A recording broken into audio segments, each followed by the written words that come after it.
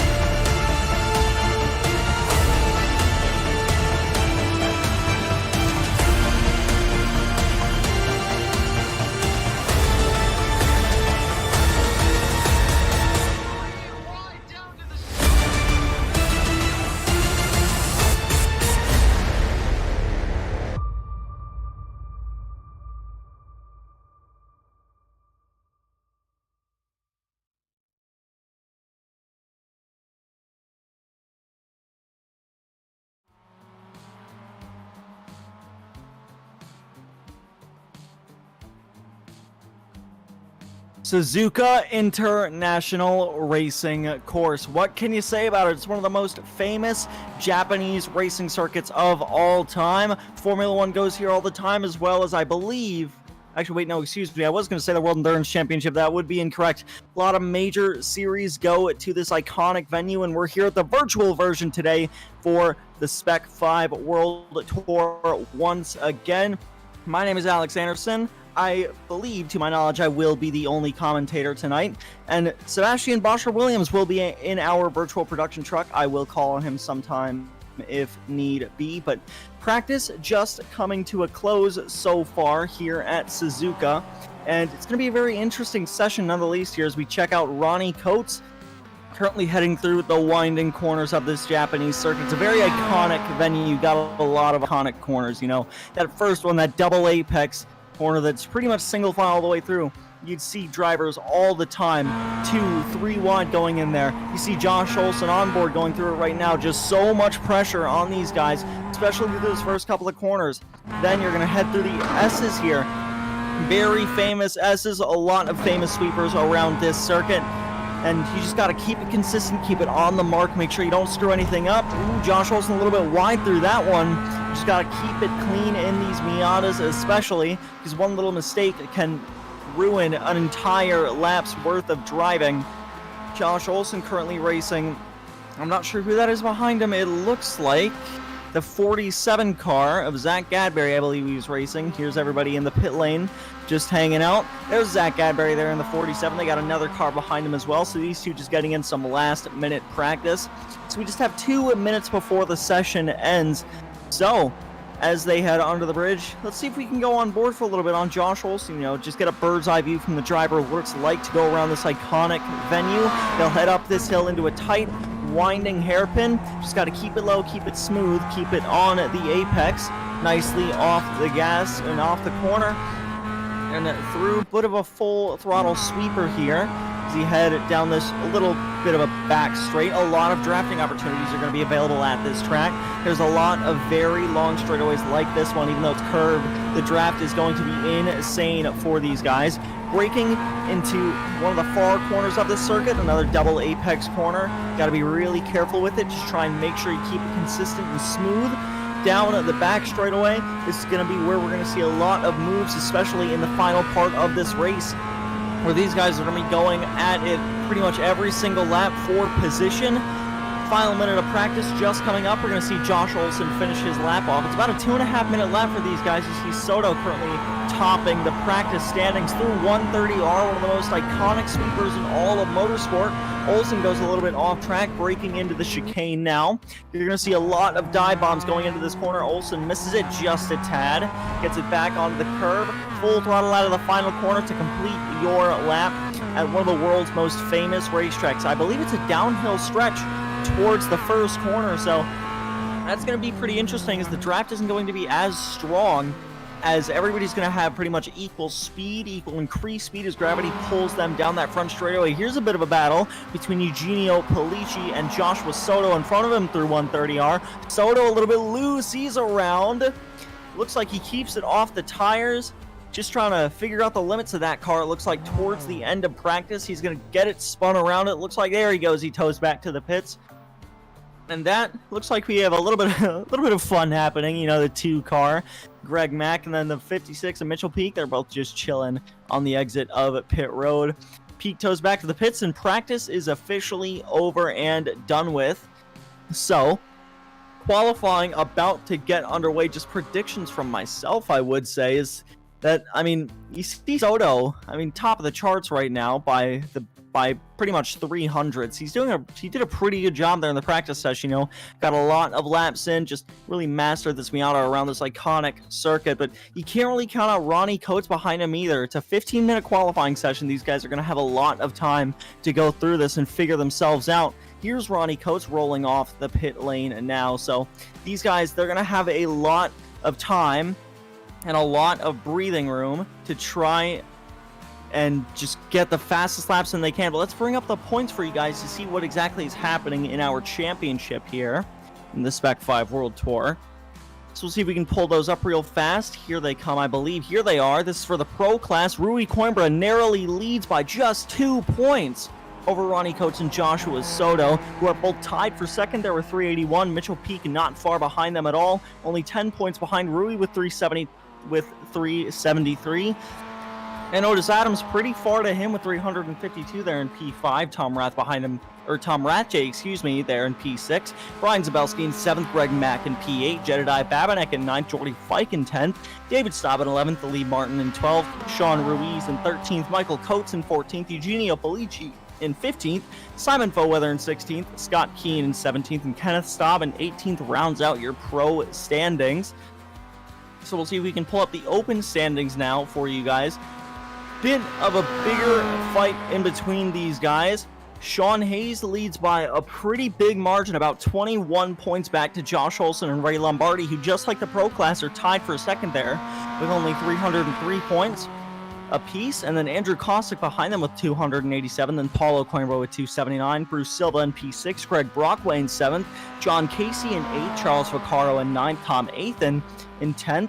Stephen Hellowell in 11th, Jerry DiPiero in 12th, Jose Gonzalez in 13th, Zach Gadberry in 14th, Ashley Lyle in 15th, Ethan Stanley in 16th, Edgar Santinelli in 17th, and then it's Adam Prins rounding out the field in 18th. We saw him a little bit at the beginning of the season, hasn't really raced since Daytona or Sebring. I haven't really seen him much since then. He was a very fast driver, just haven't seen him that often, but this is Ronnie Coates going to start his flying lap. I believe Soto is going to be a little bit further up the road in front of him as he heads through 130R. Here's the 22 car. This is Otis Adams Jr., another very fast driver, just trying to maximize the exit of that chicane to get as much speed as possible down this front straightaway. So here he comes to start his flying lap under the banner to start lap 1 of his 4-lap qualifying run down the front straightaway. It's a pretty long one here at Suzuka, not the longest straight on the track, but it's going to be interesting to see what people do into this turn 1. Onto the brakes, the continuous corner. Here's Ronnie Coates down the front straightaway. He'll get onto the brakes just about now as well. Through the double apex corner, brings it nicely out to the exit curb. Ooh, a little bit sideways there. That'll help him get that car pointed in the right direction for that corner, though. And then into the S's. This is just a really big part of the circuit. You can't mess this section up. If you mess it up, it can lead to seconds of time loss. However, Ronnie's doing it quite well in that number 31 car. On board we go, getting nice middle exits to set up for the next S. And here we go to the final one. I believe this one should be full throttle in these cars. They'll bring it out to the exit curves. Yes, it was full throttle for them. So down a little bit of a short shoot here into the next straightaway. Still very continuous curve. Then onto the brakes. Oh, he gets the grass sideways, tries to save it. He does. Wow, very impressive save there from the 31 car. Sideways again. You can just see from the update that happened on iRacing a few weeks ago how much harder these cars are to drive in the sim. So a break into the hairpin. Now you just got to keep it clean through here. Try and stay off that curb. Very slow down to almost 35 miles an hour through there. Now down this little short shoot that's going to bring you to the far corner of the circuit. It's going to be a full throttle section. Going to be a lot of drafting opportunities on this straightaway, and especially just at the circuit in general. Very wide, a lot of room for these drivers. About probably 4 cars could fit if these guys really tried. So a lot of opportunities for passing and for these guys to do whatever it takes to try and put themselves in a position to win this race. Down the back straightaway, Ronnie Coates will come. And he's just pretty consistent lap so far. He's gotten sideways a bit. That's going to slow him down, but that's why these guys have 4 laps to do it. So we'll have to see what happens as he heads through 130R on his first qualifying lap. Onto the brakes, a little bit into the grass there. Just got to try and keep it from getting loose. Oh, I thought he got sideways a little bit. Not really. Onto the exit curves and back towards the chicane. Onto the brakes, he'll go. Just really eats those curbs, trying to get it pointed in the right direction. And out of the final corner, Soto goes fastest over Otis Adams Jr., who's just 300ths behind him. Then it's Mitchell Peak taking pole by 4/10 provisionally. Here's Zach Gadberry heading to the final corner. We'll see where Ronnie Coates only to P6. Ethan Stanley up to P7 now in the open class. Camden Hibbett goes to P2. And here's Bruce Silva. He'll complete his first lap across the line right now. See what he does across the line. Looks like only 13th for him. John Casey, though, a very bad first lap from him. About a second and a half back from Bruce Silva there, and 14th so far. So that's going to round out pretty much the first group of cars to complete their first lap. It looks like Sean Hayes up to 14th. Not something you see from him. He's usually a lot faster, but Greg Brockway there, P16 only for now.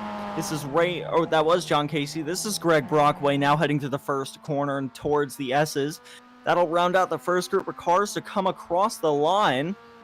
And one man that I'm not sure if he is on track right now, but I haven't seen him on track. That's Rui Coimbra. And it looks like he did post a lap down in practice. Here he is. Looks like, I believe, not probably on his first lap. He's not on the board at all yet as he heads through, I believe, I want to say the S's right now, or at least the exit of the S's. As he heads up through this little short chute. This is the exit of the S's. So he's heading up the hill. There's the exit of the S's. He'll be entering that 90-degree corner soon. Full throttle for the number 78 machine. And it looks like Soto and Otis Adams Jr., those group of guys, going to complete their first lap soon. But Coimbra, a very consistent, smooth line through there. Not getting sideways at all as he heads up towards the hairpin. We'll see what he can do. You know, can really take a lot of lines to this hairpin. You can get that late apex, just try and keep it in the middle. It looks like that's what Rui's going to do, just try and keep it in the middle, get a nice solid line through there. We'll see if it helps him at the end of this lap. But Otis Adams Jr. currently green in 4 sectors so far. Same thing with Brian Zabelski. We'll have to see if Otis can improve his lap time at all. The chicane, bit sloppy there. Got a bit wider than he probably would have wanted to. Here's Eugenio Polici across the line. He'll go P6 for now. And it looks like David Staub will quickly beat that to take back P6. That moves Eugenio down to P7. Here's Ethan Stanley coming out of the final corner. We'll see what he can do. Brian Zabelski up to P9. Coates up to P5. Josh Olson up to P13 as the second group of cars comes across the line. Looks like Stanley going to stop short before the line. Looks like he did not improve on his lap time. It looks like that might be it for him. No, I thought he was pulling back out on track. There's Jedediah Babinek P11 at the moment. And it looks like that is where he will stay as he heads into the first couple of corners. Here's Sean Hayes, one of the fastest open drivers in the series. He looks like he has 4 green sectors, but it's not going to help him improve his lap. Never mind. I stand corrected. It moves him up to P9 in front of Ethan Stanley. There goes Ray Lombardi to pole for the open class. Very close distance between those 3 guys. Rui Coimbra up to P6 after his first flying lap. And it looks like that's going to be another group of drivers across the line for Andrew Kosick up to P20. This is, I want to say the 271 of Scott Keane on his first lap. We'll have to see what he can do to try and get him. Excuse me. This is his second lap. I'm hearing a word from our producer, Seb. So this is his second lap. Got an off track on his first, so he'll just have to try and rebound with warm tires. It'll probably be a bit easier to navigate the circuit on the warmer tires. So we'll have to see what he can do, the number 271 car. We've seen in past races how fast he can be. So we'll just have to see what he can do to try and put himself in a good position on the grid tonight. Just about 6 minutes remaining in this qualifying session, so these guys have to finish their lap soon. Here's Soto down the back straight, currently in P3. He's up in the 4th sector, but slower in his first 3, so he's not doing too hot there in the number 135 car on this lap. Yellow sector again. Michael Coates, however, is green in all 6 at the moment. It looks like, so we'll see what he does when he heads across the line. Here's on board the left front tire from Soto as he breaks into the chicane. Pretty much eats the curb, almost all 4 tires off the ground. Michael Coates up to P9 after his lap. We'll have to see if Soto can improve on this one. I'm not sure if he will in that number 135 machine. Across the line he'll come. It looks like a 2-minute 30, so a bit of a bad lap from him. As these guys come across the line once more, here's Mitchell Peak to complete another lap. Ooh, very loose off the final chicane as he heads through the final corner. Looks like trying to set up for this one. A very wide line through there that time. So it looks like Mitchell Peak trying to set up for this lap. Scott Keane up to P3. Ronnie Coates up to P4 as well. That moves Soto down to P5. Rui Coimbra down to P7 after that. Jedediah Babinek across the line. Currently in P16. He'll move up to P11 at the moment. Ethan Stanley is about to start another flying lap, I do believe. Here's Zach Gadberry across the line, only a 228. Not able to do much. Sean Hayes going to head across the line in a second. Zach Gadberry up to P20. And it looks like Hayes not going to improve much either. Here's Andrew Kosick into the final chicane on a flying lap. He's green in 3 sectors, but a pretty bad chicane there. Got very wide after the first part of it, so I'm not sure if he'll improve on this lap. Across the line he will come. It looks like we'll have to see when the timing tower updates. Not going to improve on his lap time there. Next car to come across the line is going to be Otis Adams Jr., but it looks like he's setting up for a lap here. So he's on 3 minutes and 45 seconds almost. Michael Coates going to be the next car to come across the line for a real lap. Here's on board with Otis Adams Jr. down the front straightaway. As he rockets across the line, he will have to try and just do all he can. This will probably be the final flying lap that he can get in. Eugenio Polici into the pits now. Looks like he's going to retire. Same thing for Jedediah Babinek. Here's the 133, Ray Lombardi, John Casey off the corner. Did not get a good launch there. Got very loose, very sideways in that Miata. So don't think he'll improve on this lap. We'll have to see what he does, though. Michael Coates is going to head to the final couple of sectors. Here's Brian Zabelski currently in his 5th sector. He's going to head down the back straightaway now as he races towards 130R. Here's the 213 car, Michael Coates into the final chicane here. Smooth on the brakes. I'm not sure if he'll be able to improve on his lap. It looks like a 230 according to the overlays, so I'm not sure how accurate that is. We'll have to see what he does when he crosses the line. Looks like Soto got to come across the line for an actual lap as well. Here he is. I don't think he was able to improve. I'm not quite sure. We'll have to see if the timing tower updates. Just have to wait and see. It looks like he's not going to improve on his lap. Here's Scott Keane through the final corner. Very sideways there in the number 271 car. and it looks like he's not going to improve either. So with just 2.5 minutes remaining in the qualifying session, Mitchell Peak still on pole, retiring from his laps as several other drivers do the same thing. Ronnie Coates, Rui Coimbra, and Josh Olson defect to the pit lane. Scott Keen going to try and go for one more lap, though. If he can pull it off fast, he might be able to complete this one, so we'll have to see if he improves. Ethan Stanley is also on a lap there. Here's Sean Hayes going to try and get open pole away from Ray Lombardi here. I'm not sure what he'll be able to do. He's yellow in his first 5 sectors, so I don't think he'll be able to improve on his lap time. Stanley defects into the pit lane. It looks like he might be back out on track, though. Sean Hayes breaks after the line, not able to improve on his lap there. Here's Andrew Kosick going to head across the line as well, trying all he can, hugging that this is the 112 of Ray Lombardi across the line, and it looks like not going to improve either in the 112 car, and just coasting it towards the first corner. Knows he's not going to get another lap in. Michael Coates and Otis Adams Jr., these are guys also trying to throw in another lap. Looks like Otis into the chicane, trying to get that good exit there in the number 22 car. I'm not sure if he'll be able to do it. The SDK, it looks like he's going to pull into the pit, so not going to complete that lap time. However, the next driver who might complete a lap time is Michael Coates. That's exactly what I was going to talk about. Michael Coates in the 213.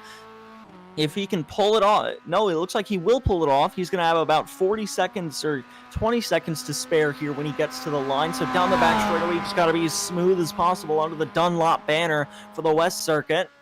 And it looks like through 130R, just ever so slightly on the brakes, flicks it into the corner. Pretty good execution, nicely out to the exit curves. He'll head onto the brakes for the final chicane. For the last time in this qualifying session, he has 10 seconds to get to the line if he wants to improve on his lap.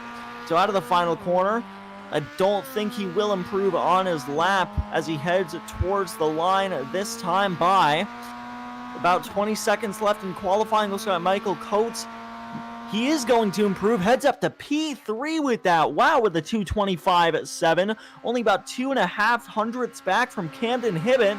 It looks like he'll be the only driver to be able to improve on their final lap, as we are just about done with qualifying. 15 minutes gone by just like that, as we prepare for a 45-minute race here tonight for the Spec-5 World Tour from Suzuka.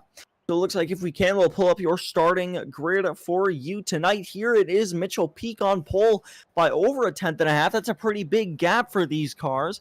So he'll be on pole. Alongside him will be Camden Hibbett. Camden Hibbett starting at P2. And then Michael Coates there, 2 tenths behind Mitchell in P3. Scott Keen behind them in P4. Ronnie Coates in 5th. Joshua Soto in 6th. Otis Adams Jr. in 7th. And then it's Rui Coimbra in 8th.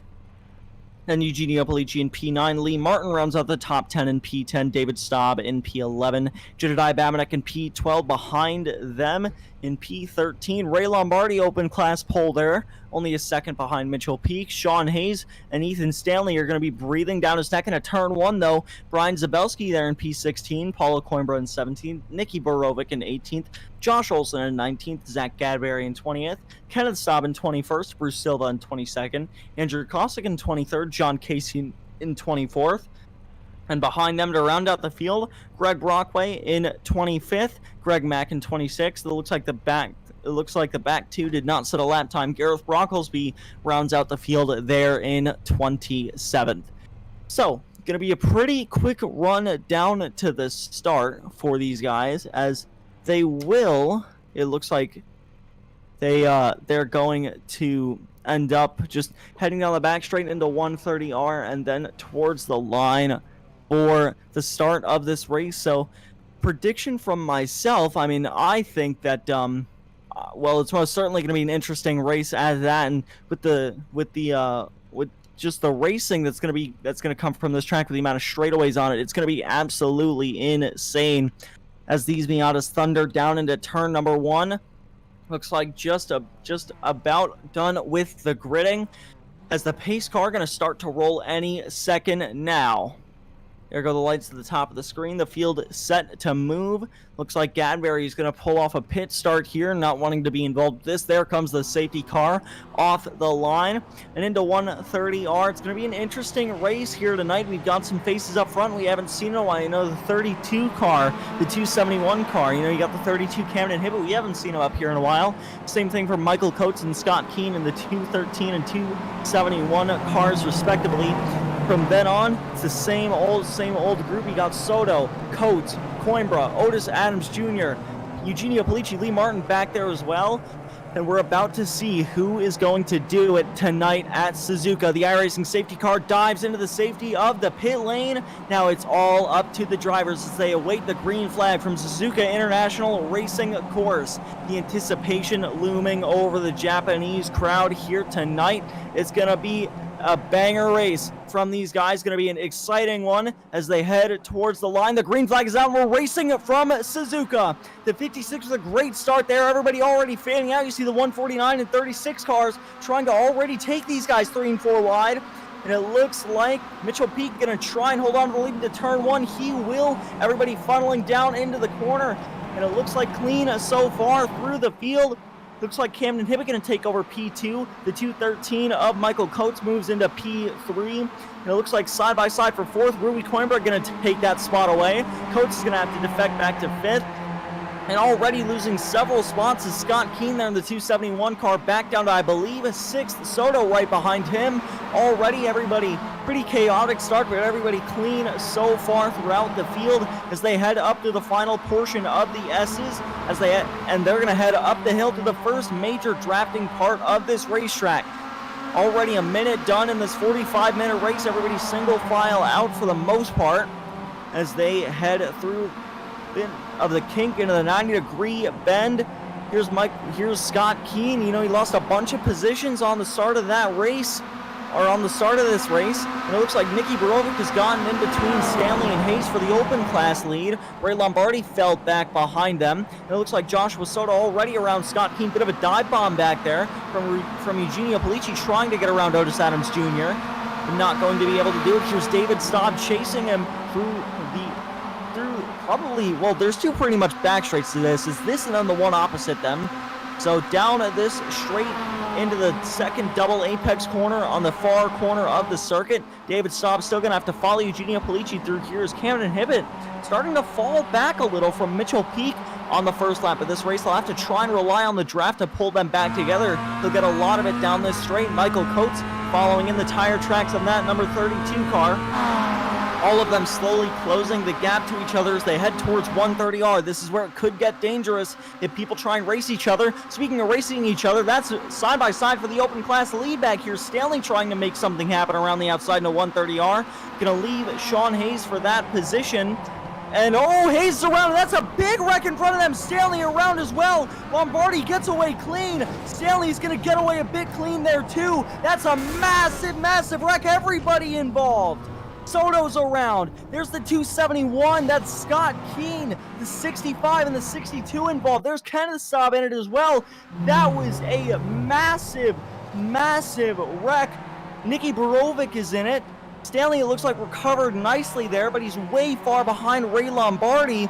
And it looks like everybody falling away from Mitchell Peak. I'm not even sure what caused that. We said 130R was going to be dangerous. I didn't think half the field was going to wreck on the first lap. But into 130R, it looks like, it all started with Soto. Hits the curb, gets turned around, tags the 271 car. Everybody else comes around just trying to dodge him. Here you see a bunch more cars sliding in. Just there goes the 2 around, the 65 Apollo Coimbra in it. Everybody slows down to get out of the way and just make sure they don't get any damage. John Casey gets through pretty much scot-free.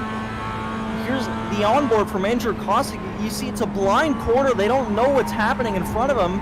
Andrew Kosick off the corner, sees all the smoke onto the brakes, and just chaos as they try and make their way through. Just has to come to a complete stop to try and get around everybody. Finally gets through there. Ends up side by side with Olsen out of it. The 2 car was involved in that as well, and I am speechless. That might be the biggest wreck I've ever seen in this league, and that really spread the field out. Mitchell Peak has a 1.5 second lead over Michael Coates as a result of that. So just wow, that is not something I would expect from these drivers. That was just anarchy in 130R on the opening lap of this race. Looks like Scott Keane and Sean Hayes taking faster pairs now. And now the chase has to start for the lead, as pretty much everybody's going to have to start fighting back towards Mitchell Peak. I mean, Michael Coates fell back a second and a half there. You see the gaps made up by everybody. Craig Mack up 12 spots after that. Scott Keane down 20. That is just absolutely insane. Here's Greg Mack chasing Josh Olson there in front of him as they head down the back straightaway once again. Looks like everybody's going to stay clean through 130R this time. Stanley trying to make a move on Brian Zabelski for this spot. Looks like he'll get it to the inside. Zabelski remembers the incident a lap ago in this very corner, decides he wants nothing to do with that as they head towards the chicane on the second lap of this race. Here's Greg Mack trying to go forward around Josh Olson as they head towards the chicane. Mitchell Peak, fastest lap of the race right there. Greg Mack to the inside of the chicane. Looks like Olson's going to let him have it as they head towards lap 3 for themselves. And now the chase has to begin for the lead, right? Because the second through fifth is in a pack right now. Michael Coates, Camden Hibbett, Rui Coimbra, and Ronnie Coates. They're all in a pack right now. They're all racing with each other, you know. But at one point, they have to all come together and say, all right, Mitchell Peak is running away with this. We got to go get him. And it looks like, with the way they're racing right now, I don't think that's what they're thinking at all. Rui Coimbra takes a dive bomb move around Camden Hibbett after Camden messed up that S-bend. Looks like Rui will have to settle for fourth at the moment, but this is just allowing Mitchell Peak to just ever so slightly just keep pulling away and keep pulling away. And with that happening, I mean, that's just hurting all of these guys, and it's not helping them catch the leader at all. It's just hurting their chances of getting towards the front. And I mean, this is also, Rui Coimbra has to be concerned. So we can pull up the pro class points again. I mean, Rui has to be concerned because if I'm not mistaken, okay, no, I was mistaken. I thought Mitchell Peak was tied for second there, but Ronnie Coates is still, I mean, Soto's out of it at this point, but at this point, Mitchell Peak going to get a lot of points in this race, and if Rui Coimbra isn't careful, Ronnie Coates could do the same thing if he can get around all three of these guys and even take the points lead at that point. So he'll have to look out for that, as the chase also has got to start for the open class, as well as Stanley, pretty much 6 seconds behind Ray Lombardi after that incident. Ray has a car on his back bumper. Stanley is all by his lonesome, safe for Brian Zabelski behind him. So the chase has to start for that spot as well. And here we go as we try and search for them. Here's Ray Lombardi with Otis Adams right on his bumper. Then 5.5 seconds behind Otis Adams Jr. That's where Ethan Stanley currently resides, probably exiting that corner right now. But here's the race once again up front. Rui Coimbra going for a move around Camden Hibbett into 130R. Coimbra a little bit loose. He's going to keep it together, though, as they head towards the chicane once more. And, I mean, these guys, God, just all the dust on the track after that lap 1 incident. I'm still speechless after that one. But Rui Coimbra, I mean, he has to try and push Michael Coates here. If they want to try and get a shot to win this race, they don't really have any other option. They have to try and help each other catch back up to Mitchell Peak if they don't want him to run away with this race. But you see the time difference there. Eugenio Polici sets fastest lap. But you see the time difference there is, I mean, Michael Coates 7/10 behind Mitchell Peak's lap time. That is a lot of time lost for just solo running at pretty much any road course for the Miatas. So these guys, at one point, they just have to come together and just say that, okay, we're not doing any good back here. Let's work together and let's try and just catch back up to the cars in front of us, all right? And then we can race for the lead then. But here's a move back here. Andrew Kostick gets around John Casey into the first 2 corners. And it looks like no fight back from Casey so far. Kostick's going to hold on to that position. And it looks like Otis Adams Jr. got in front of Ray Lombardi there. So now the chase really starting for Ethan Stanley to catch back up to Ray Lombardi. If Otis can pull out of drafting range, it's going to be all up to speed for those guys. Here's the pass. Looks like it was made in a 130R, as scary this corner has been. Looks like Ray elects to defend the inside there and pretty much just lets him go. Doesn't want to be side by side through 130R, and I'm not surprised with how dangerous that corner has been. But Ray has to be careful here because he's falling out of draft range of Otis Adams Jr. right now, and that is going to give the upper hand to Stanley to at least try and close down that gap. I mean, I don't know if Stanley can close that gap. I know him very well, and I know he's very good at these road courses, but if Ray Lombardi's out of draft range of Otis Adams Jr., that's going to give Ethan Stanley just a big upper hand to try and close that gap, because Ray isn't going to have that drafting power anymore to help him down the straights, and it's going to be all up to the driving skill between those two. But here's side by side for P18, Zach Gadberry and Paulo Coimbra going at it. Looks like Paulo still trying to make it around the outside. I would say Zach is clear right about now. It looks like, yes, he is, by about half a car length for these Miatas.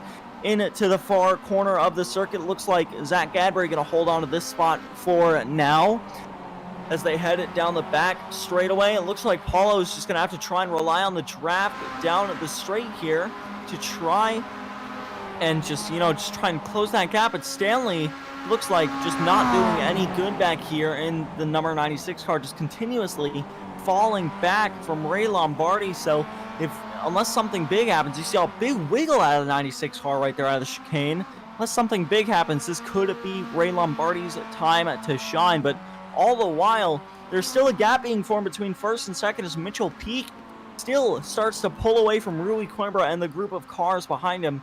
I think they've abandoned trying to catch Mitchell Peak, even though they very well could if they tried to work together. It looks like they've abandoned all hope of catching Mitchell Peak and are now just dead set on racing each other. So, I mean, I would probably say, hey, just my mentality is, it happened in a league race I had to do before this as well. With the guy behind me, I was like, hey, we're not doing any good racing each other. Let's try and work together to catch up to the cars in front of us. And, I mean, it didn't work for us, and it's probably not going to work for these guys unless they try and pull something big. But here's a move that got Rui Coimbra into second here around Michael Coates. Michael just sits in line there. Rui gets the inside through 130R. I would expect, yeah, Michael lifts a little bit there. You see how much that Miata slows down into 130R. Michael lets him have the position, not wanting any part of side-by-side through 130R, and for good reason after that opening lap crash there. But Mitchell Peak all the while just running the calmest race of his life at the moment. He doesn't really have to do much, just try and hit his marks, make sure he doesn't make any big mistakes, and just continue to check out here. The only problem is Rui has started to at least attempt to close it down that gap. You see the sectors. Rui he's not gaining time, but he's not really losing a lot either. So if Rui can stay consistent, he might honestly have a shot to catch up and get around. But I don't really know if he can do it there in the 78 car. He's gonna have to pull out a lot of fast laps to just try and make it work there in the number 78 car, and he'll have to rely on the cars behind him as well to help him through it. So I mean, we just have to see. We have to wait and see. We're only almost just a third of the way through this race, so we have to just see what they try and do. But we're going to take inspiration from the WSRL chat alongside us right now. Let's see if we can go through the field for the moment. So we'll start up front here with Mitchell Peak, I guess. And he's currently just checking out all by himself. He knows he heads into turn one. You see the group of cars behind him. They're starting to close the gap a little, but still Mitchell Peak just running a clean race up here. No mistakes, and he'll probably end up with the win at the end of the day. But behind him, it's a big battle. Rui Coimbra leads this group of cars as they head towards the S's now. Pretty clean race for the 78 machine. He's up a few spots since the start of the race, and especially after dodging that early wreck. Camden Hibbett just behind him here started second, down a spot in the number 32 car. Still doing very clean, very good up in the front of this pack, just trying to maintain the shape of that Miata and hopefully race for the end of it. Michael Coates started one spot ahead of where he currently is right now here in P4. He's currently just hanging out behind Camden Hibbett, not really doing much. That's really the story for everybody else behind him. That includes Ronnie Coates, who's currently just staying where he started here in P5, just minding his own business, as he just hopes probably that everybody just stays single file and they just try and make some moves to catch back up to Mitchell Peak. But Eugenio Police behind him up 3 spots. The first lap wrecked helped as well. And Jedediah Babinek behind him in the 55, up 5 spots as well. So he started P12. Very good job from him, especially after dodging that wreck.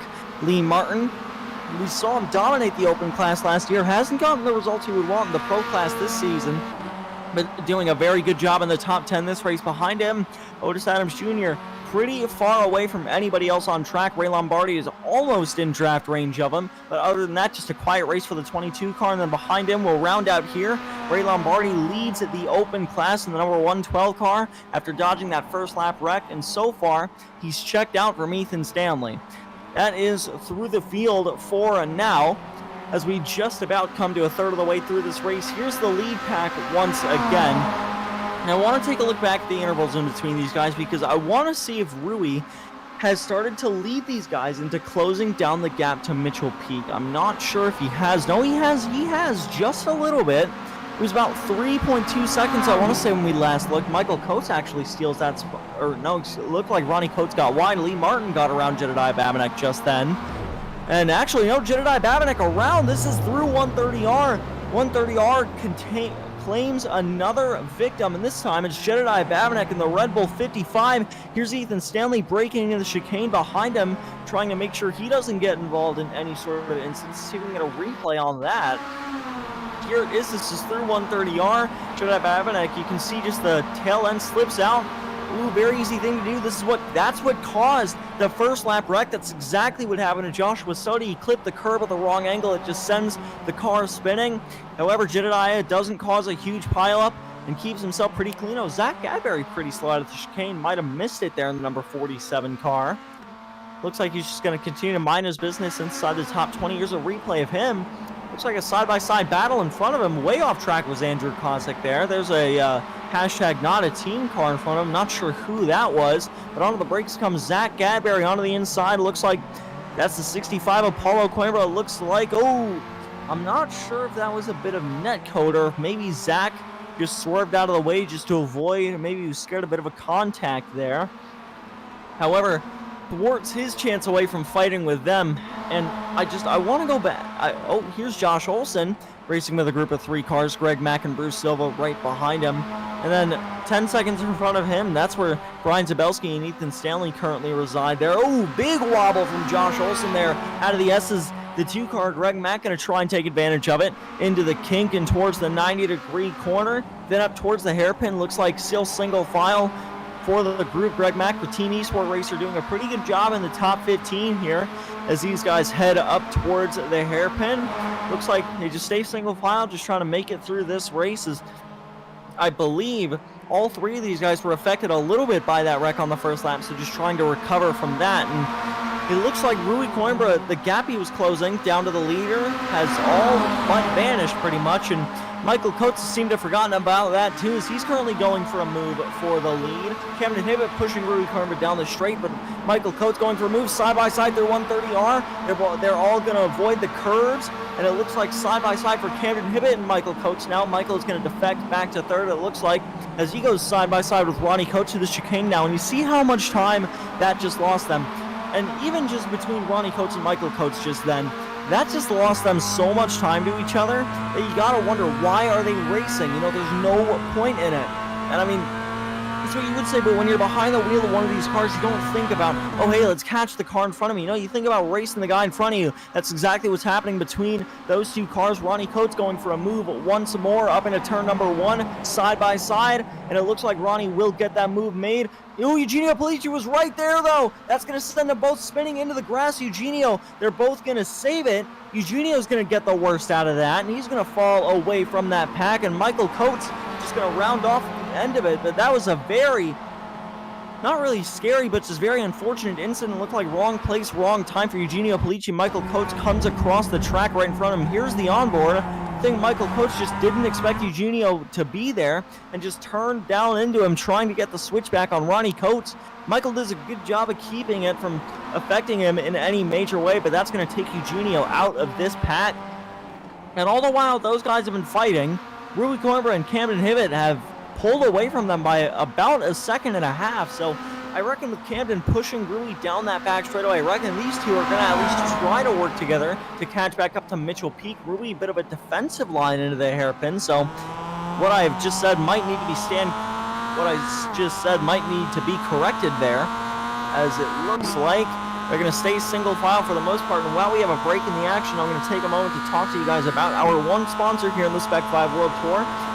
TPC Motorsports, and they are a 4-year-old racing team based in Birmingham, Alabama, that currently races a Caterham 7420R in the HSR series and a BMW Spec E46. So a big shout out to them for sticking their neck out of the woods, giving, well, me and Seb, pretty much just me for now, and a 7-hour virtual production truck a shot to do what we love to do every Thursday nights here on the Spec-5 World Tour. Back to the racing action. Camden Hibbett pushing Rui Coimbra down this back straightaway, but it's not really helping them at all as Mitchell Peak continued to just match their pace down that straight through 130R. They don't gain much at all. Ronnie Coates actually gets back into drafting range of Camden Hibbett there, so that's going to bring him back into this fight as we head towards the halfway point of this race.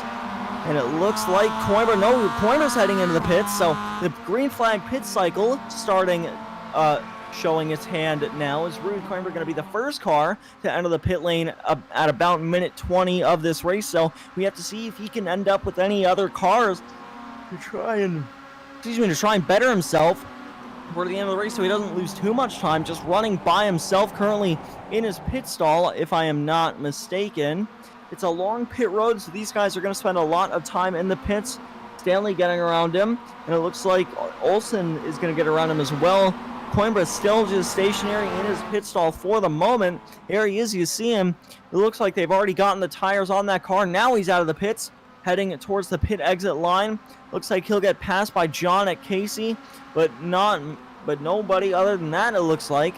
And now he'll have to just try and just get back in the groove of things, make peace with cold tires, and just try and just make some consistent laps so that way he doesn't lose too much time to Camden Hibbett, Ronnie Coates, and all those guys. And maybe if he even pulled that off right, could get up to Mitchell Peak there, who's currently just sitting in the lead right now, doesn't have to do much behind the wheel of the 56 car.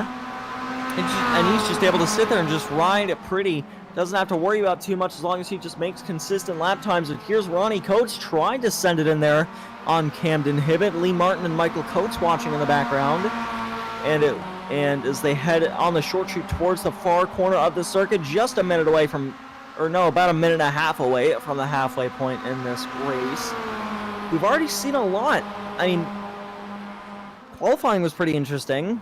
We saw a lot of guys come out of left field in the final closing minutes of qualifying just to bring themselves up into the top three. I mean, Camden Hibbett, Michael Coates being just a couple of those guys who did stuff like that. And then, I mean, everybody, they seemed to look good, everybody was racing clean. It was just about to be a big lead pack as they just try and wait for the pit stops to roll around. Then just massive wreck into 130R has spread the field out quite a lot. Pretty much half the field was at least affected by it, whether they were in the wreck or had to slow down for it out of 130R, which, I mean, it's not something that is far too uncommon at this track.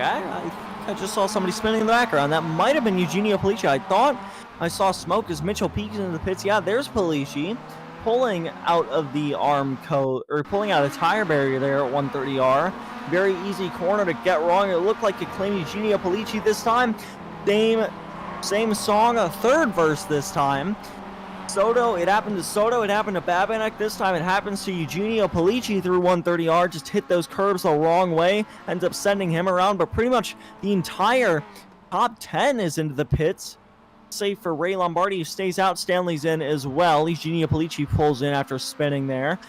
Now we'll have to see where Rui Coimbra ends up with these guys, because, I mean, he pitted a lap ago. So as everybody else exits the pit lane, Ronnie Coates going to be the first off behind Mitchell Peak. We have to see where Rui Coimbra ends up. Here he is in the number 78 car. And it looks like that one lap without draft has put him behind Ronnie Coates and Michael Coates there, the two Coates drivers, as he heads to the first couple of corners. The thing is, Rui's going to have the warm tires, and he's showing that as he tries to make a move on Michael Coates into the S's here. Not sure if he'll be able to do much with it, though. Actually, no, gets a power move around the outside. Gets around Michael Coates there. Now we'll have a sight set on the number 31 car of Ronnie Coates. And it looks like these guys have just pretty much abandoned all hope of catching up to Mitchell Peak. I mean, he's about 3.7 seconds, almost 4 seconds ahead of these guys now. So I would reckon that they're going to be more focused about racing each other than they are catching up to the leader. But the race isn't over until it's over, so they just have to keep their hopes up that maybe Mitchell makes a pretty big mistake that can allow them to catch up. But for the most part, these guys are just going to have to settle for racing each other, and that's exactly what they've been doing all racing. It's why they started to lose a bit of time to Mitchell Peak in the first place. I mean, they still, when the wreck first happened in 130R, they still had a pretty decent shot. They were still able to, they had maybe, I want to say, around a 1.5 to 2 second gap, and if they worked together, they could have closed that pretty easily, gotten into draft range, and they would have been in a pretty big pack right about now, but just they were more focused on racing each other at that moment, and it allowed Mitchell Peak to pull away. Here's Mitchell Peak getting around Josh Olson, I believe, into the hairpin. This is it. This is it. One of those hairpins where you can really just make moves from anywhere. This time, Mitchell Peak was able to do it around the outside as they headed towards the far corner of the circuit and down the back straightaway now for these guys. Rui Coimbra just trailing the rear end of Ronnie Coates. They'll have a bit of a slipstream down here. Mitchell Peak got around both of those open class cars as you see the field behind them. And I know it's still a pretty big gap, but Rui's got, we know how smart Rui is. I mean, he's won all the championships I can remember in this series, and he knows exactly what he's doing every time he gets behind the wheel of that number 78 car. So I mean, I want to say that if Rui decides that racing each other is less important right now, decides to work with Ronnie Coates, I want to say they still have just a slim chance of catching up to Mitchell Peak. Here's the pit stop time, so you see, not the times, just the stops in general. You see that Otis Adams Jr., Ray Lombardi, Josh Olson, Bruce Silva, those 4 drivers in the top 5, they've yet to come into the pit. So Mitchell Peak currently the provisional leader in the number 56 car. And I want to say that I think if my math adds up correctly, and I'm not very good at math, so I don't know if it'll add up correctly, but adding up the gaps between everybody, I want to say that they have about a 3-second gap. And that might seem like a lot, but that's lower compared to what they originally had before the pit stops. So if they work together after these open class cars pit, if these guys work together, Rui Coimbra's deciding not really to race Ronnie Coates, but to just kind of ride in line. It looks like Michael Coates and Camden Hibbett have calmed down for now as well. I think that they might still just ever so slightly have a shot at catching up to Mitchell Peak. It's going to be hard, no doubt, but if they work together, they could very well pull it off and would make this race just a lot more serious, because I mean, then it would be, Mitchell Peak can't worry about just setting consistent laps. He has to worry about other drivers trying to get around him. Here's Andrew Kosick, though. Replay of him, I think, just overdrives it through one of the S's, gets into the gravel a little bit. There's Eugenio Paligi to his outside. Gets it back onto the track without any major issues. No damage to the number 50 car. And here's Rui Coimbra once again, a little bit behind Ronnie Coates. Ronnie is in draft range of the first of 2 open class cars in front of him. The first being Bruce Silva, the next being Josh Olson. So Ronnie Coates at least is starting to close this gap just a tad. And I mean, it's a pretty big gap still, no doubt. But I know I've just pretty much just said it over and over again, but I do think if they work together, they could have probably had this. Here's Brian Zabelski getting around Chidavai Babanek. That's for P15 there. Otis Adams into the pits now, so it looks like the final couple of drivers might be coming into the pits this time. Ray Lombardi still stays out. We'll have to see what Josh Olson and Bruce Silva do, as they are pretty much in direct line of fire from the leaders. Here they are. Josh Olson and Bruce Silva, will have to see what they do this lap into the pits. They're just holding these guys up at the moment. Bruce Silva onto the gravel a little bit, going to let them by. Into the pits they both will come, it looks like. So now it's just down to those 4 guys, and Mitchell Peak, as Ray Lombardi still has yet to come into the pits. So now we have to see the gap. If I believe my math was off, so the gap 3.3 seconds right now. 3.3 seconds. And I mean, that's a pretty big gap. And I mean, especially for these Miatas, that's a very big gap, and it's going to be hard to overcome. But I think, I know I keep saying this over and over and over and over and over again. I do think if they work together, they have a shot. Ronnie Coates is very fast. We know how fast he is. And he's got one of the best drivers in the field, Rui Coimbra, right on his rear bumper. And if these guys can just coach each other through the final about 17 minutes of this race, just under 17 minutes of this race, they could probably, if they just try their hardest, they could probably close that gap. They got the gap under 3 seconds there. I believe that was through the S's for them. Here's Josh Olson and Bruce Silva out of the pits this time. And I mean, they're starting ever so slightly, just inch by inch, they're starting to get that gap down. So I mean, this race just got a whole lot more interesting in the sense that these guys could have a shot at catching up to the man that's dominated every single lap of this race. And I'm not sure what that move is from Jedediah Babbitt. Oh my God. Wow, that's really hard into that tire barrier. I'm not sure what he was thinking there. Maybe just sick and tired of this race, decided to just end it into turn 1 for fun. I mean, I usually do that at the end of the road course races. I just full throttle turn 1 for fun, but man, that is just a monster hit, especially when you still had 15 minutes to go in the race. So I think maybe just 55 car decides, you know, you just bored of this race, doesn't really want to do it anymore, decides to back out, and that was pretty much the quickest and easiest way to do it without causing too much of an issue. So I'd say there was a bigger hit, bigger wreck than the whole pileup, but we have to see what these guys start to do down these straights. It's going to be very important. And you know how smart Rui Coimbra is. That's why he's pushing him right, because you get a nice through the intercooler there on these Miatas. And onto the brakes for 130R. You know how smart these guys are. And that 1/10 isn't a lot. Well, for these cars, it's not a lot. But they just closed 1/10 down that straightaway alone. And judging off my math, which again, my math not very accurate, they have about 7 more laps of this race, maybe. As you know, it's probably closer to 5 or 6. And that's 5 more times they get down, these straights to try and use that draft to close the gap. It's not going to work too well down the front straight because it's downhill, but that's 5 more times where they get to go down these massive straights to try and close that gap. And now that it's kind of stabilized at this moment, here's Bruce Silva once again chasing Josh Olsen into the chicane. And it's still a pretty big gap nonetheless, but I mean, I'm just gonna stop with that at this point. You know where it's gonna go. I still think they have a shot. So I want to say that probably Ray Lombardi. I want to say that we know how crazy this race has been, but he probably has the Open Class win locked out in that 112 car after the chaos in 130R there.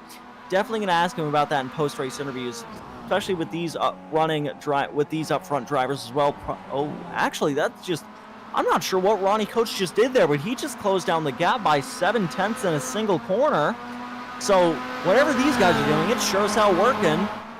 And they still have about 14, probably 13 and a half more minutes to go to try and catch back up to Mitchell Peak. And really, here's what he did.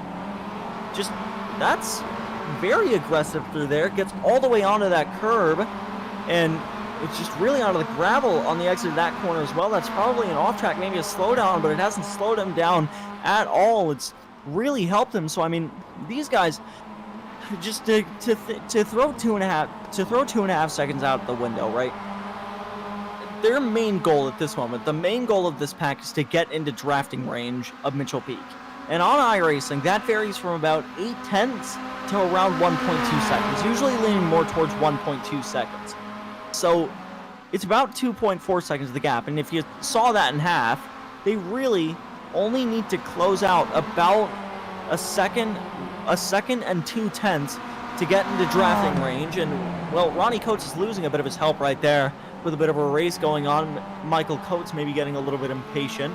But really, Ronnie Coates only has to close this gap by about a second and a 10th now if he wants to catch up to Mitchell Peak. And in 2.3 seconds, he'll have to try and do what he did through that kink again into that 90-degree corner. And that just made up so much time on him. You see the lap difference there, 2:26.1 from Ronnie Coates compared to 2:26.7 from Mitchell Peak. Here's Bruce Silva right on the back bumper of Josh Olsen down the back straight towards 130R.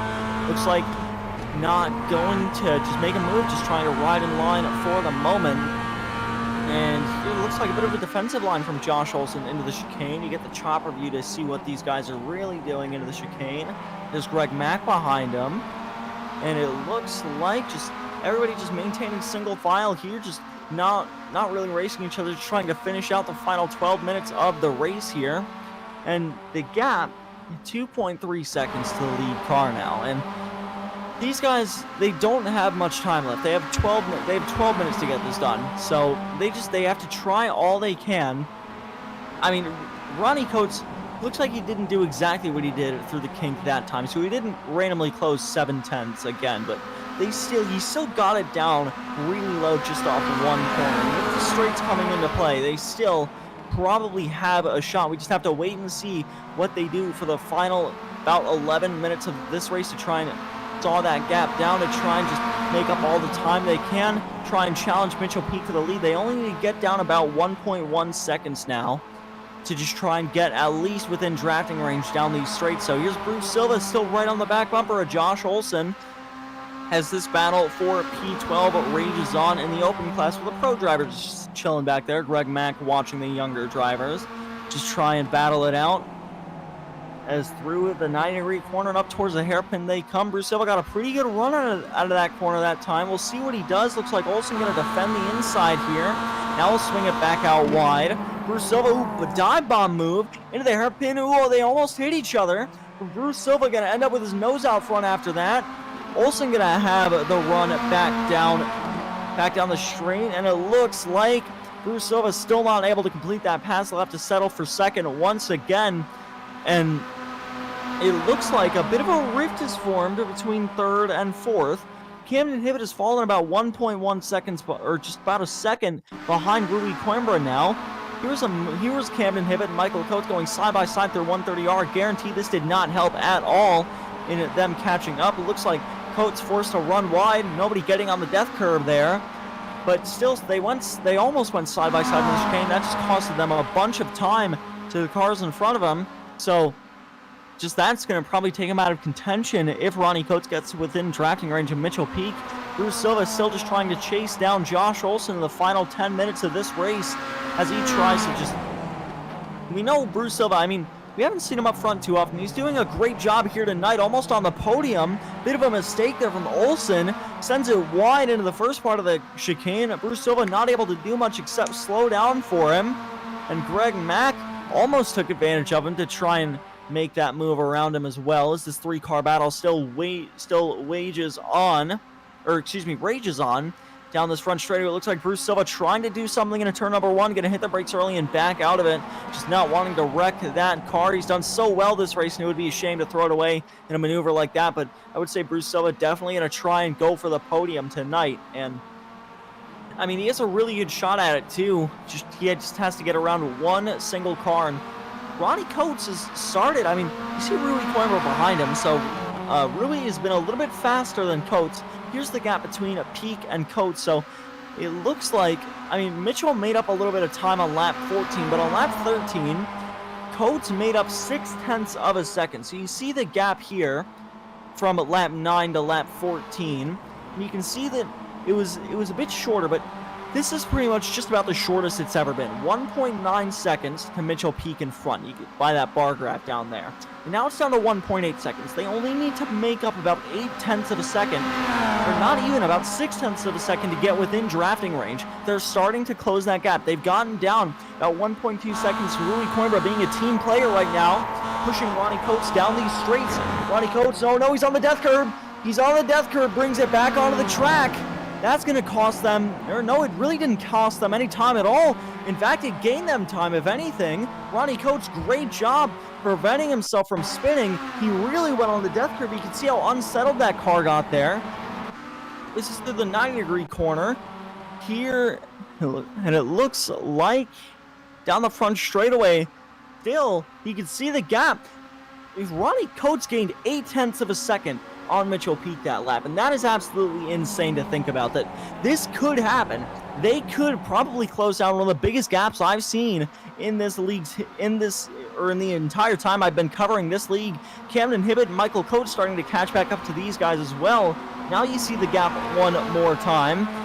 You see just how big it is down towards lap 11. Then now on lap 16, it's down to 1.7 seconds. So these guys, they are down, but they are certainly not out. They have 7 more minutes to get it done, to at least get within drafting range of Mitchell Peak. And just look at how identical they are. Peak only 0.02 of a second faster than Ronnie Coates through there. And then Peak down to 10 through Sector 2 into the kink. This has been Ronnie Coates' strong suit all day. through the 90-degree corner. It looks like Mitchell gonna just get that better run off the corner, start to make up a little bit of time, but Ronnie Coates he's still on it. He's got the gap down to 1.5 seconds now, 3/10 away from getting barely within draft range.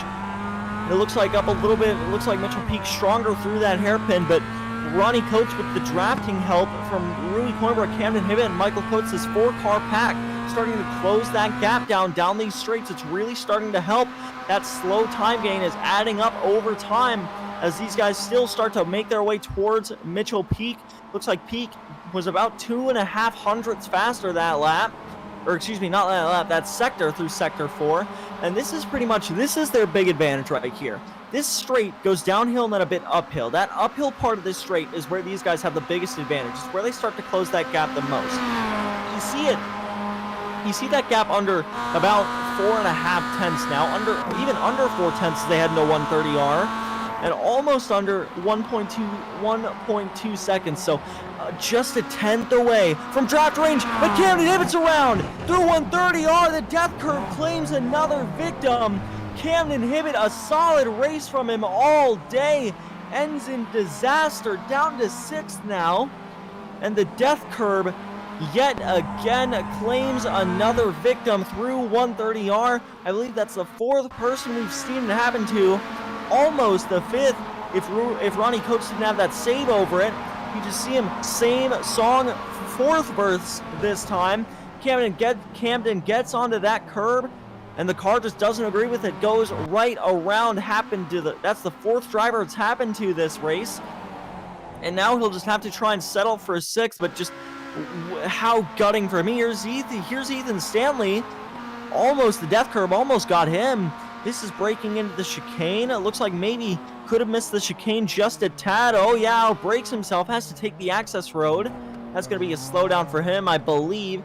Does a nice job taking the access road, doesn't lose too much time. It's probably going to be a little bit of a slowdown penalty, but Ronnie Coates has gotten this gap just ever so slightly into drafting range. Almost under a second now. Under 1.1 seconds. When they get to that back straight, it's going to be absolutely insane. They've got it to under 7 tenths. Ronnie Coates and Rui Coimbra are back in this.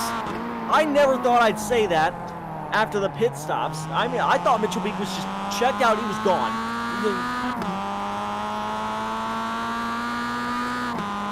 Just within draft range. About 7 or 8 laps ago, the gap was 3.2 seconds. Now it's down to 5 tenths, and who knows how low it'll get when these guys get to this back straightaway. I mean, this has gone from a little skirmish to an all-out war in the latter half of this race. Ronnie Coates has really just turned on the afterburners and said, I'm going in. And goddammit, he went in. He's gotten that gap under 6 tenths now, almost under 5 tenths, all under 5 tenths as they head to 130R. And if Rui Coimbra can help Ronnie Coates get that little bit of extra speed, they could make a move for the lead. Ronnie Coates, he will have a great advantage down this front straightaway with how close he is to Mitchell Peak. I wouldn't be shocked if they go side by side into turn number 1. Ronnie Coates with a better exit and everything too. He has the big draft down that front straightaway. For the first time, we're seeing a race for the lead here tonight. Never thought I'd say that in a race in the Spec-5 World Tour, but 42 minutes into a race, just probably 2 laps to go, and now we're seeing racing for the lead as Ronnie Coates tries to make a move there, just trying to get the better exit towards the S's. He will. He gets that gap under 2 tenths now. We'll have to wait for the next straightaway as this is going to be single file through these S's. He just has to keep it consistent, do what he's done for the past 8 laps to get this gap to where it is. That's a car slow on the inside. I think that might have been Zach Gadberry. And here we go. Ronnie Coates by far, I would say, with the cleaner line through here, getting better apexes, better launches into these corners. Through this final one, that's all that's going to really matter. It looks like pretty even. Ronnie Coates with the advantage as they head down this short chute. They open up the throttle. You can almost see the 31 car grinning as he knows he has caught up to his prey. And the 31 car is about to pounce shortly. Very sideways for Mitchell Peak through the kink into the 90-degree corner. And it looks just on the back bumper of Mitchell Peak. gap is still closing as they head towards the hairpin now. We'll have to see, can Ronnie Coates do anything into the hairpin? He decides to just stick behind him, try and just keep this gap to where it is. They only have this lap and the next to finish off this race. So, this is really where it all matters. These straights on the last lap are pretty much going to decide this entire race, as even if Ronnie Coates can get the lead, Mitchell Peak will still have draft runs to try and get back around. So this race really could be any of these three. It just depends. Coimbra, Coates, Peak. It could be any of the three of them as they head down the back straightaway. Once again, I would reckon Coimbra, he's still going to play the teammate game. No, now he goes to the outside. And I would reckon Mitchell Peak going to try and keep them even down this straight, so they have to go side by side through 130R, but they stay side by side. And it looks like Coimbra with his nose out in front when they get to the corner for these two. This isn't really good for them. They're going to start to lose a bit of time to Peak here. And it looks like Coimbra's going to end up with the better of that. And it looks like Coates is going to have to relent back to third now. But now they have to close that gap all the way back up. You see how much time they lost just by racing each other there. And now they're going to come through the final corner to collect the white flag from Suzuka. Peak, Coimbra, Coates, who is it going to be? Looks like Michael Coates didn't have enough fuel. He's into the pits now. So Michael Coates, not enough fuel to make it to the end. He'll have to pit. And no, these guys, they can't be racing right now. They can't be racing. This is costing them time.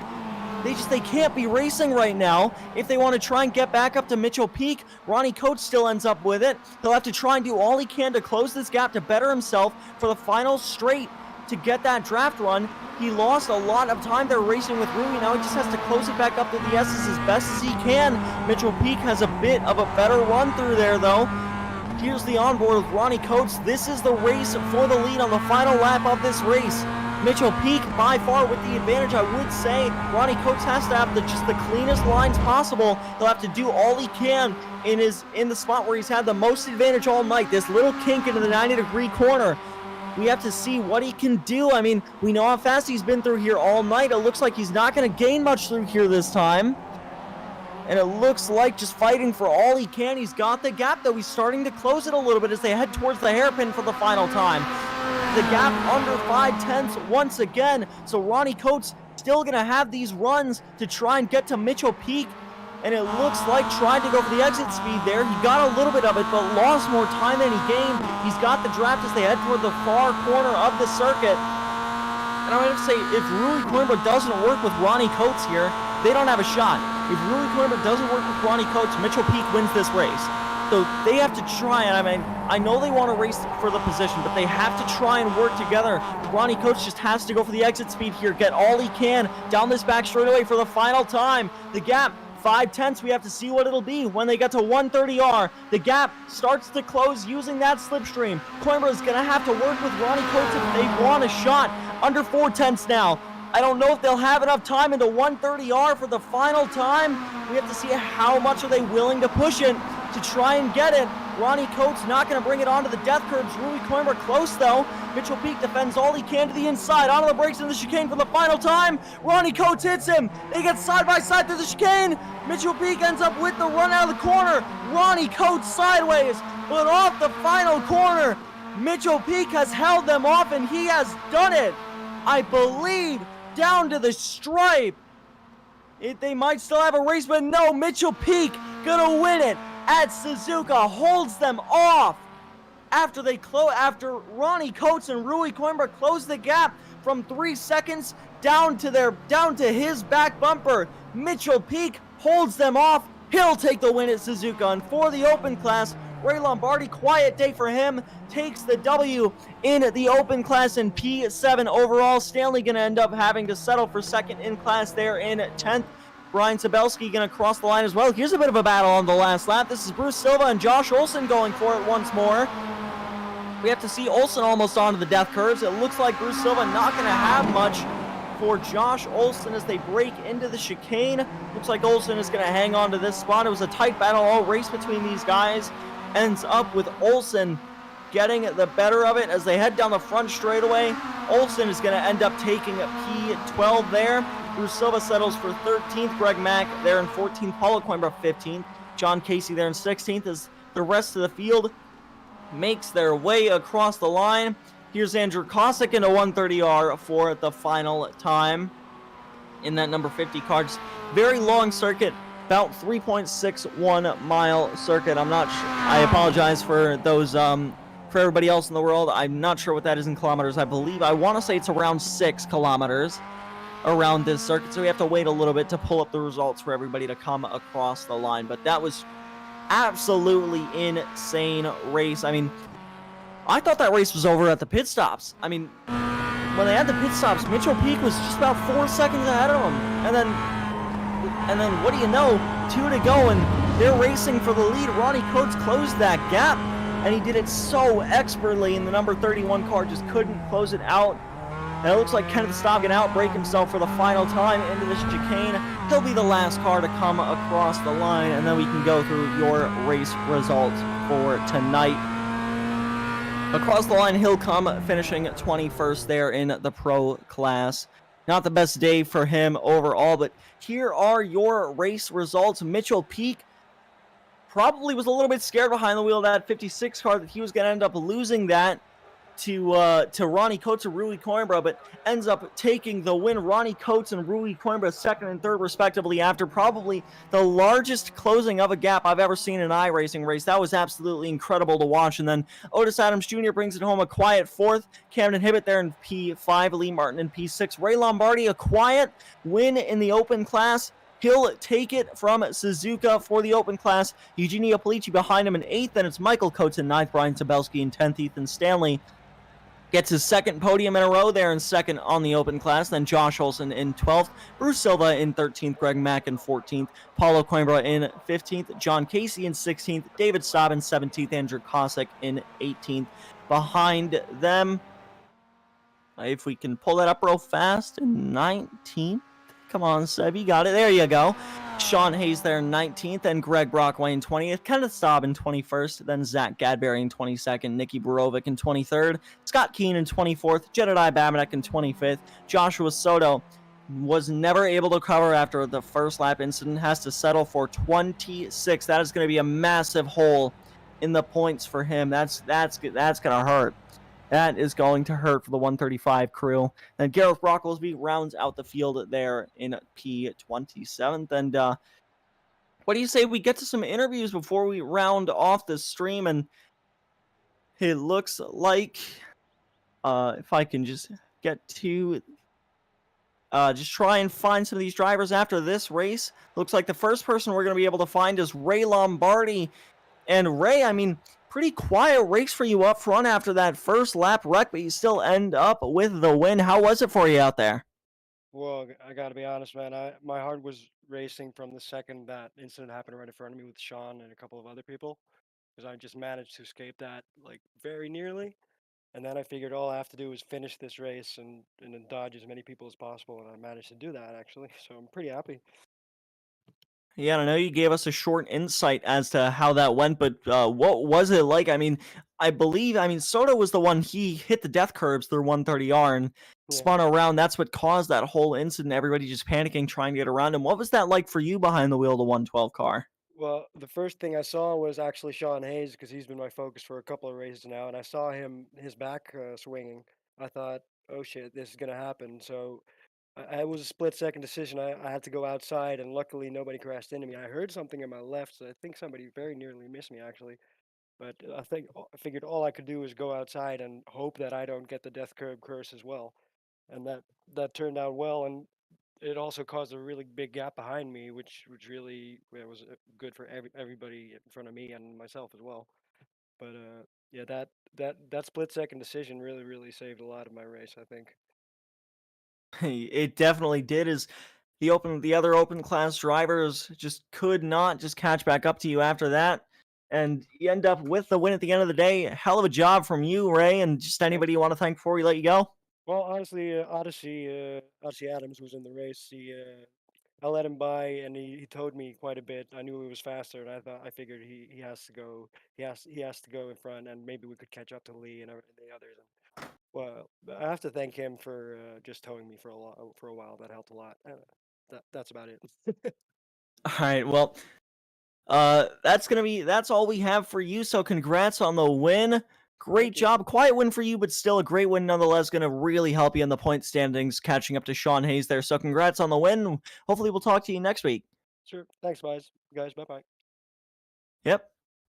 And that was Ray Lombardi. They're the winner of the open class. And next, we're going to drag in the winner of the pro class. And that is Mitchell Peak. And Mitchell, what a race. By the time they pitted, you were 4 seconds ahead. And then 2 laps to go, Ronnie Coates is on your back bumper. How was that? That was one wild ride, I'll tell you that. Starting on pole was obviously ideal.